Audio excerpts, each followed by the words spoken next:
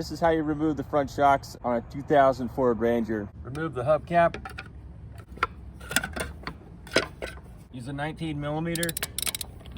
Loosen each of these bolts quarter of a turn.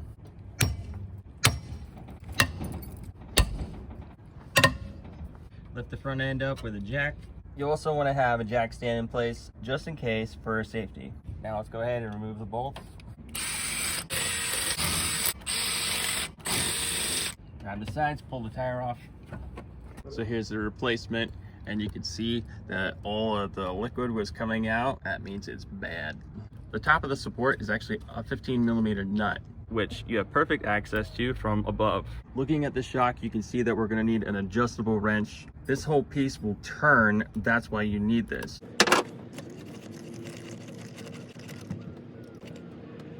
Use a 1/2 inch deep socket and remove these two nuts. Pull this end up, comes right out. Take your new shocks, leave this part on it that you can go under and slip it in. It gives you two different discs. One of them has a bigger hole, it goes over it. Take one of the rubber pieces, go in there. Now you can take the shock and put it back in. Take the other rubber piece and the metal disc, go on top.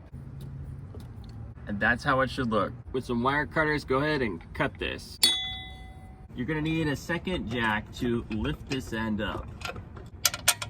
Washer first, then a nut.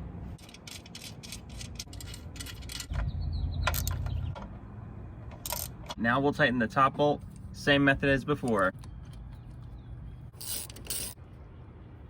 All right guys, that's how you change out the front shocks on a Ford Ranger. Link in the description if you need some. It's highly recommended that you do both sides. It's the right thing to do. It's the right thing to do. Thanks for watching this episode of Fix It Rick. My name is Rick Burrows. Hit the like button, subscribe to the channel if you're new. And always remember that Jesus Christ loves you and only he can solve your biggest problem.